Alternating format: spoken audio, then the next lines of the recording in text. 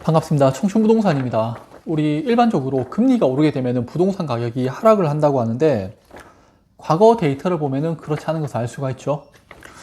또 영상 마지막에는 우리나라 부동산 시장이 얼마나 안전한지에 대해서 데이터를 가지고 설명을 좀 드리도록 하겠습니다. 연초부터 이야기하지만 우리나라 부동산 문제는요, 국내적인 요인과 국외적인 요인으로 나뉘어져 있습니다. 근데 국내적인 요인 같은 경우에는 유동성 공급을 통해서 해결을 할 수 있기 때문에 제가 계속 달러를 사라고 말씀을 드리고 있죠. 실제 윤석열 정부 들어서도 새마을금고라든지 또는 건설사 그리고 개인들한테 자금 지원을 하면서 부동산 문제를 해결하기 위해서 노력을 하고 있죠. 오늘은 국외 위험성 그리고 국내 위험성을 보유하고 있는데 왜 대구 부동산이 계속 상승하는지 설명을 좀 드리도록 하겠습니다. 그리고 잠시 좀 광고를 드리자면요, 12월 2일에 2024년 대구 부동산 전망에 대한 특강을 진행합니다.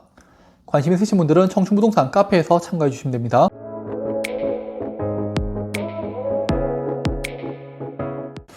우선 대외적인 문제를 좀 이야기를 하자면요, 최근에 미국채 10년물 금리가 좀 가파르게 하락을 하고 있죠. 그러면서 내년부터 이제 금리가 인하될 거다라는 이야기가 나오고 있고요.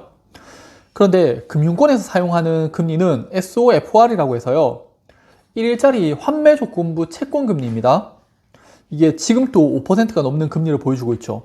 즉, 우리나라가 미국은행에서 돈을 빌릴 때 5%가 넘는 이자를 주고 돈을 빌릴 수가 있는 거고, 이 금리가 떨어지지 않으니까 지금 정부에서 은행 보고 금리 인하를 하라고 이야기를 해도 은행 입장에서는 금리 인하를 하게 되면은 역마진이 발생할 수 있기 때문에 금리 인하를 안 하고 버티고 있는 거죠. 자, 또 있습니다. SOFR 금리는요, 2022년부터 급등한 것을 볼 수가 있죠. 그런데 우리나라의 외부 부채는요, 2017년을 저점으로 급등하기 시작을 해서 2022년까지 올라가는 것을 볼 수가 있습니다. 다시 정리를 하자면요, 외부 부채가 증가를 하고 있고 금리까지 급등하고 있으니까 대한민국은 추후에 국외적인 요인으로 인해서 우리나라 부동산 시장이 붕괴될 수 있는 그런 문제를 직면하고 있는 겁니다. 그리고 실제 그 몇 년 사이에 우리나라 외환 보유액은 감소하는 것을 볼 수가 있죠.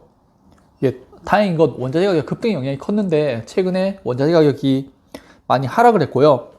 외환 보유액 감소도 적은 것을 보면요, 외국 자본들이 자금을 빼지 않고 있다고 볼 수가 있죠.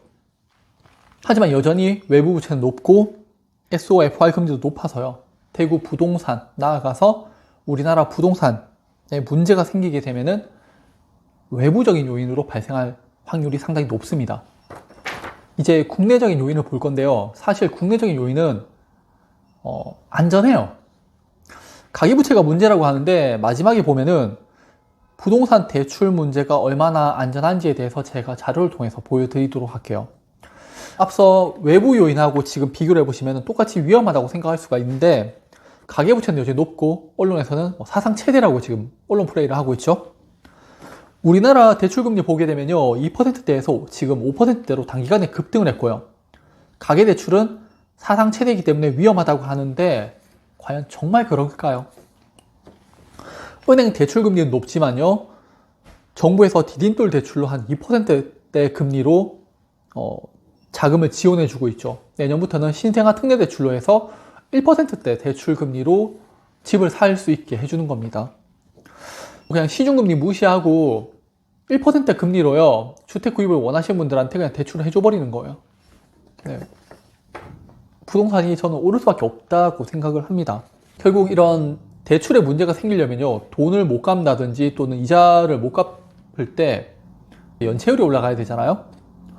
그래서 국내은행 부분별 연체율 추이를 보면요, 가계 신용대출의 연체율이 가장 높지만은 주택담보대출의 연체율은 대기업 연체율보다 조금 높은 수준이에요. 그러니까 대기업과 거의 비슷한 수준으로 연체가 거의 없다라고 보시면 되세요, 주택담보대출은. 이 말이 뭐냐면은 주택담보대출을 받으신 분들은요, 그냥 이자 잘 내고 있다는 거예요. 대출 금액이 오르고 뭐 금리 올라가도 사람들이 돈을 잘 갖고 있으니까 문제가 될 게 없는 겁니다. 실제 데이터를 봐도요, 2000년 이후에 금리 인상했을 때 주택지수는 약간 조정을 거친 후에 계속 상승한 것을 볼 수가 있죠. 즉 많은 사람들이 생각하는 그런 부동산 폭락, 붕괴 이런 건요, 금리 인상의 영향이라기보다는요, 서브프라임이나 일본의 버블 붕괴처럼 시장이 전혀 예상하지 못했을 때 나타나는 그런 문제예요. 자, 결론을 좀 내리자면요. 부동산 언젠가 분명히 터질 거예요. 그런데 우리가 알고 있는 방향으로 터지게 되면요. 정부에서 거기에 대한 대응 방안을 분명히 또 내놓을 겁니다. 그래서 저는 문제가 없을 거라고 보고 있고요. 우리가 알지 못하는 사건이 터질 때, 그때 진짜 부동산이 붕괴가 될 건데, 그거를 생각해서 집을 사지 않는다.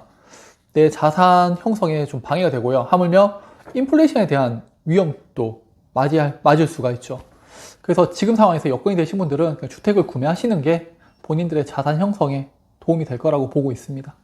네, 오늘 영상 봐주셔서 감사합니다.